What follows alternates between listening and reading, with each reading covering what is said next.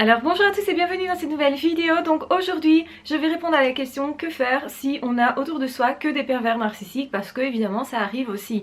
Donc c'est à dire que effectivement si vous avez épousé quelqu'un qui est pervers narcissique et qu'en plus vous avez eu des enfants qui le sont aussi, eh bien que faire dans cette situation? Beaucoup de personnes me disent mais enfin c'est impossible de tenir dans cette situation, qu'est-ce qu'on doit faire dans ce cas-là, qu'est-ce qu'on doit faire quand on a des enfants pervers narcissiques, qu'est-ce qu'on doit faire quand on a un mari pervers narcissique? Alors quand on a juste un mari ou une épouse pervers narcissique, et je mets le juste entre guillemets parce qu'on sait que c'est déjà difficile, et bien effectivement vous avez le choix de rompre la relation, de vous échapper, de refaire votre vie ailleurs, effectivement. Pourquoi est-ce que vous n'estimez pas que c'est la même chose dans ce cas où vous avez effectivement des enfants pervers narcissiques? Soyons clairs, les pervers narcissiques, qu'ils soient enfants, adultes, ados, vieux, jeunes, on s'en fiche de l'âge qu'ils ont, ils ne vous aimeront pas parce que ça ne fait pas partie de leur fonctionnement.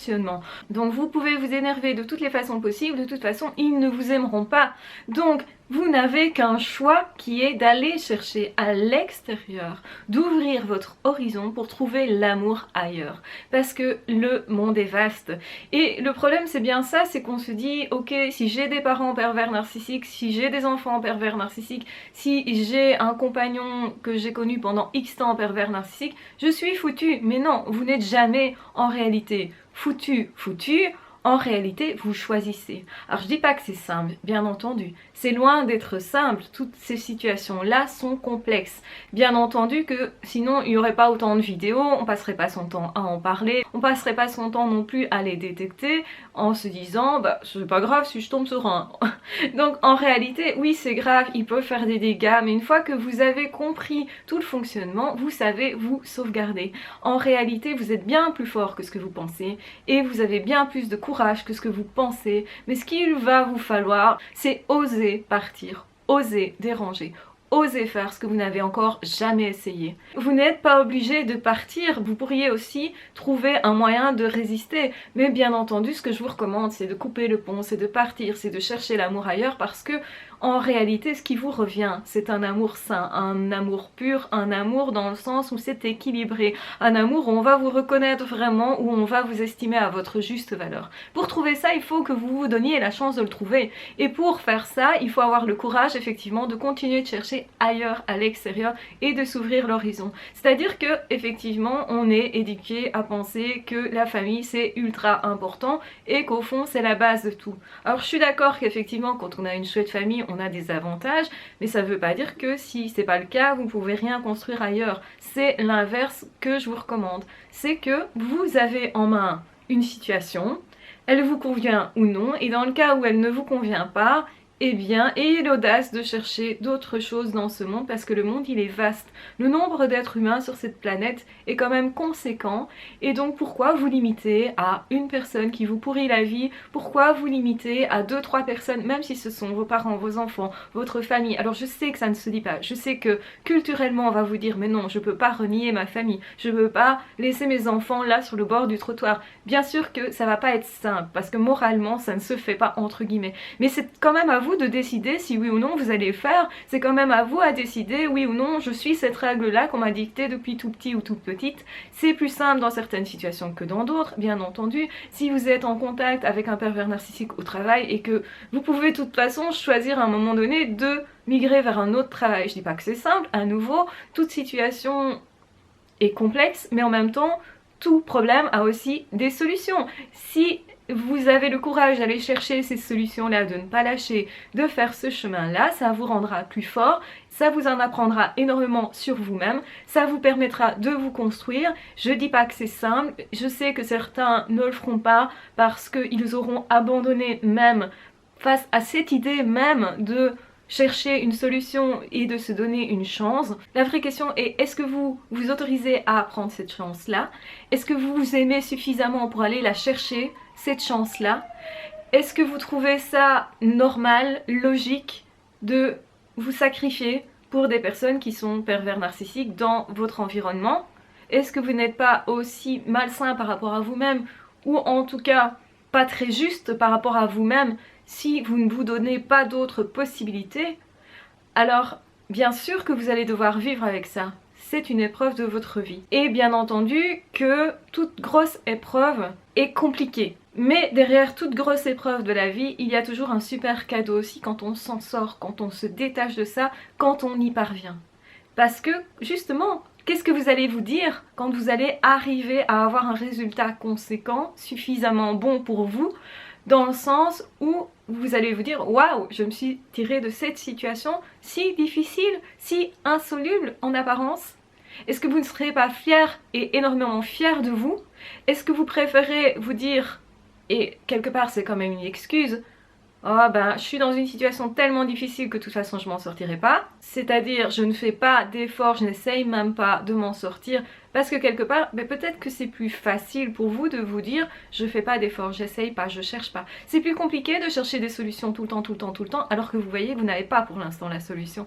Et j'insiste sur le pas pour l'instant. Vous pouvez vous dire aussi, ils sont tellement forts que moi je n'y arriverai pas, que je n'arriverai pas à m'en sortir de ça. Alors bien entendu qu'ils étudient ça depuis des années et qu'ils paraissent plus forts à certains moments. En réalité, vous avez une inventivité, une créativité, une façon décalée de voir les choses qui peut tout à fait vous donner votre chance. C'est pas parce que sur le long terme, effectivement, eux ils adorent détruire, etc., que vous avez perdu d'office parce que vous n'aimez pas ça. En réalité, vous ne perdez jamais si vous décidez de ne pas perdre. Ça veut dire qu'effectivement, il va falloir prendre votre chance. Ça veut dire qu'effectivement, il va peut-être falloir fermer vos oreilles au qu'en dira-t-on. Il va falloir effectivement vous ouvrir l'horizon parce que le monde est vaste et ce serait dommage de ne pas vous donner d'autres chances. Ce serait dommage pour les personnes potentielles que vous pourriez rencontrer en prenant justement le large, en ouvrant vos horizons et en vous disant ok, peut-être que vous avez des enfants pervers narcissiques, peut-être et certainement, ils ne vous donneront rien. Question amour, ils vont vous malmener et vous maltraiter. Mais dans ce monde, pensez qu'il y a peut-être des enfants, et quand je dis peut-être, c'est sûr, il y a des enfants qui n'ont plus de parents. Et il y a des enfants desquels on ne s'occupe pas. Il y a des enfants et des adolescents et même des adultes qui recherchent quelqu'un qui va les aider. Et vous pourriez être ce quelqu'un-là. Et vous pourriez avoir cette super relation-là que vous n'avez pas avec votre parent, avec votre enfant, avec votre frère et sœur, avec une personne qui aurait dû être importante dans votre vie et qui au final ne vous donne pas la relation que vous attendiez. Alors oui, je sais, on est en train de casser des stéréotypes quand on se dit ça. Parce que effectivement, normalement, les parents doivent prendre soin de leurs enfants, les enfants doivent aimer leurs parents. Entre guillemets, c'est ce qui est accepté dans ce monde-ci. Est-ce que c'est toujours ce qui se passe? Eh bien, preuve que non, pas toujours. Vous pourriez toujours vous dire, j'ai pas de chance, les autres ont ça, moi pas. En réalité, on a tous plus ou moins de chance, plus ou moins en fonction de qui l'on est, de ce qu'on a dans les mains ou pas. Essayez de voir ce que vous avez dans les mains aussi. Quels sont vos possibles? Est-ce que vous avez encore un corps qui, physiquement, peut justement voyager? C'est une chance en réalité. Est-ce que vous avez justement de très bons amis? Eh bien c'est une chance en réalité. Vous pourriez vraiment prendre le temps de vous dire ok, cette personne, peut-être que je suis obligée de la croiser, mais je suis pas obligée de m'investir sentimentalement, relationnellement. Même si c'est des personnes proches entre guillemets de vous, théoriquement. En pratique c'est autre chose. Et vous avez le droit de choisir même et contre éventuellement les idées ambiantes des autres. Ça ne veut pas dire que forcément vous allez rencontrer des personnes qui ne vont pas comprendre que vous passez le moins de temps possible avec vos enfants par exemple, ou avec vos parents, si ceux-ci sont justement pervers narcissiques. Alors déjà il faut être sûr évidemment de bien poser le diagnostic. Ça ne se fait pas tout seul, c'est vraiment au fur et à mesure des années que vous allez pouvoir vous en rendre compte. Et certainement une chose à faire, c'est de cesser avec la culpabilité et les remords éventuels.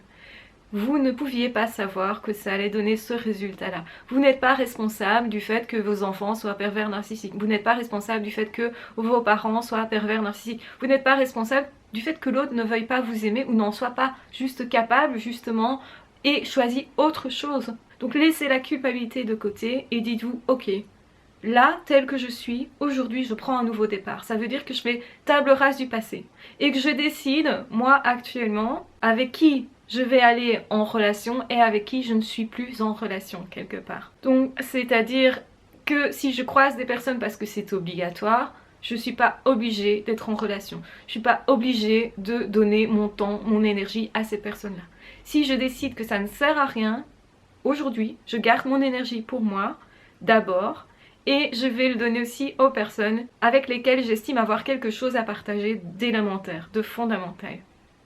Quand vous faites ça, vous allez trier les personnes. Faites par exemple une liste, les personnes qui sont bonnes pour moi, les personnes qui sont pas bonnes pour moi. Je décide de fréquenter plus les personnes bonnes pour moi et moins les personnes qui le sont. Pas trop ou beaucoup moins. Donc bien sûr, vous pouvez même faire 3 listes avec des personnes où quand vous passez du temps avec ces personnes-là, c'est ni bon ni mauvais, mais bon voilà. Est-ce que vous ne pourriez pas passer plus de temps avec des personnes qui vous apportent des choses élémentaires, à qui vous pourriez apporter des choses aussi? Si vous n'avez pas assez de personnes dans cette catégorie-là, eh bien dites-vous que vous allez en ajouter. Si votre vie n'a pas assez de sens, c'est peut-être pour ça. Si votre vie n'a pas assez de sens, c'est aussi peut-être éventuellement parce que vous gardez votre façon de voir les choses limitée sur un certain nombre de personnes et ça n'est pas suffisant parce que dans ces personnes-là, il n'y a pas quelque chose de fondamental qui vous nourrit. Si vous êtes dans cette situation-là, n'hésitez pas à changer les choses. On change les choses au fur et à mesure. On prend du temps pour soi, pour s'aimer soi, donc on se raccorde à soi. Donc dans les personnes bonnes pour vous, il doit y avoir vous-même. Donc c'est important effectivement de se mettre dans cette liste-là. Parce que vous êtes la première personne vers laquelle vous devez vous tourner pour justement recevoir de l'amour, de l'affection, de l'attention. Et aussi, c'est la personne qui doit vous consoler. Si vous vivez quelque chose de difficile, n'attendez pas des autres qui vous consolent, consolez-vous d'abord. Vous allez voir que en faisant ça, effectivement, vous allez demander moins aux autres. Et donc ça va être plus facile du coup pour les autres qui vous croisent de vous répondre et en fait de vous prendre dans les bras. Et en fait, vous allez recevoir beaucoup plus d'affection des autres parce que la pression sera beaucoup moins forte. N'oubliez pas que chacun des autres en question ont aussi leurs propres problèmes, leur propre vie. Même si vous pensez qu'ils ont moins de problèmes, il est probable que ces gens-là cachent leurs soucis et leurs problèmes. Donc effectivement, donnez-vous de la chance le plus possible. Allez la chercher. On n'est pas là pour attendre éventuellement que quelqu'un passe parce qu'on n'a pas eu un petit copain terrible ou un mari terrible ou une femme terrible, etc. On attend que quelqu'un passe pour nous prendre en charge et résoudre tout chez nous. Ça, c'est une attitude qui n'est pas bonne.